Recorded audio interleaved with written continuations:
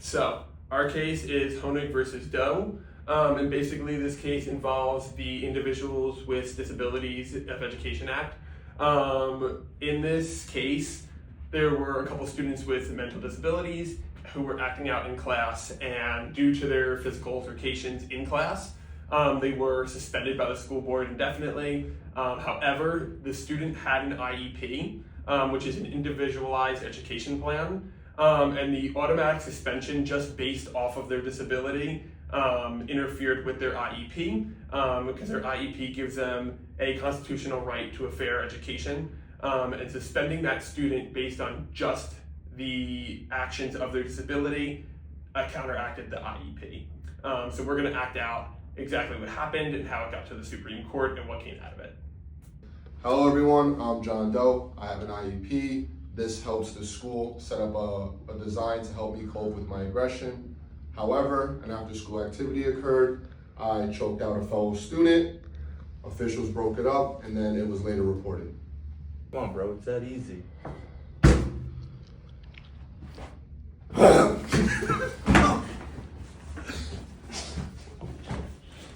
All right, after this physical altercation during a school activity, Doe was ultimately reported to school officials, where the school officials ultimately decided that he would be getting suspended indefinitely due to his physical altercation.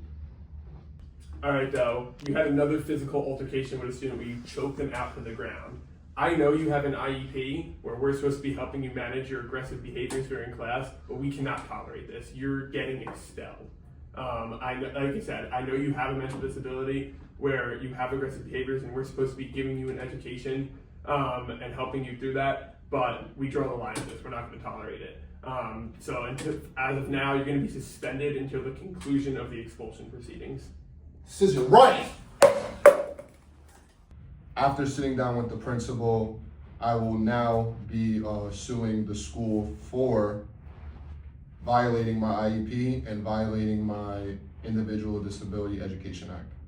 All right, so simultaneously while this is going on with John Doe, there's another kid going by the name Smith who's in a very similar situation with his school. He had an IEP, which was protected with the Individuals with Disabilities Act, and he had an IEP for disruptive behavior. But unfortunately, unlike John Doe, he engaged in a situation and the school ended up suspending him as well. All right, Smith, we know you have an IEP for your disruptive behavior in school, and we're supposed to be giving you an education to work around that. However, the verbal comments you're making to other students today, we're just no longer going to tolerate, and we're suspending you for your disruptive behavior until we sort everything out.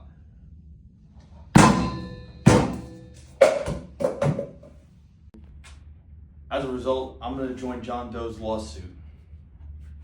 All right, so basically what all the judges in the courts just said was, regardless of the dangerousness or severity of the event that took place, just as you saw Doe choke out another student, you cannot suspend or expel someone in terms of violating their IEP until all proper proceedings and reviews take place. So although they might eventually be suspended, you cannot suspend them and throw them out of school, regardless of how serious that might have been, until proper proceedings.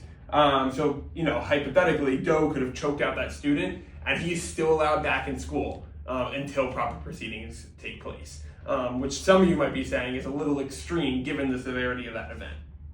This is unconstitutional. You must cancel the expulsion proceedings, return Doe to his school, and complete the IEP review. I am ruling that schools cannot expel or permanently suspend Doe or Smith. I am also issuing orders so that all officials must comply with these rulings. A suspension as expulsion proceedings are still pending. It is not allowed in violating their rights. You need to follow stay put provisions. This does not allow any placement changes unless all proper protocols are followed.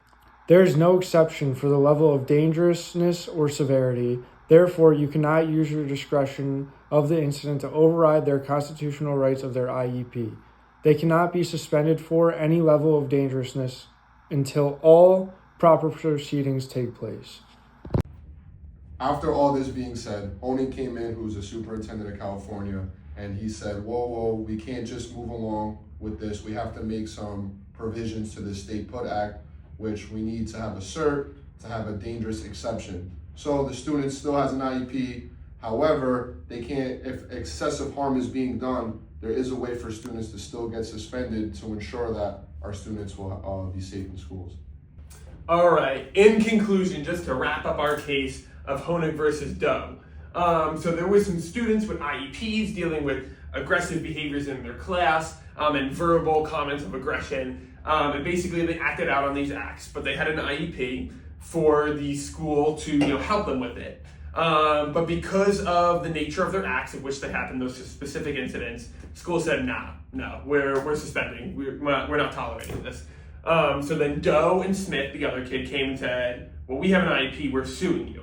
And after the courts went back and forth, the courts ultimately said, hey, we have a stay put provision, which is basically you can't suspend these kids for that because of their IEP until all proper reviews are done and all proper proceedings are finished of the incident, then you can suspend them. So they stay put, they do not get expelled or anything until everything's done because of their IEP. Now, as you saw at the beginning of the video, Doe choked out another kid, which is obviously extremely dangerous. So a superintendent in California, Honig, came in and said, okay, I agree with these rulings, but we gotta put a little bit of control in here. He said, I want to apply for a cert for a dangerousness exception, which means, yes, you can't suspend a kid with an IEP automatically for whatever they do. They have to go through proper proceedings, but we have to have this dangerousness cert. So there is some discretion for any extreme acts or anything like that. And that got approved by the Supreme Court in a 6-2 ruling. And that's pretty much wraps up with the Honig versus Doe cases.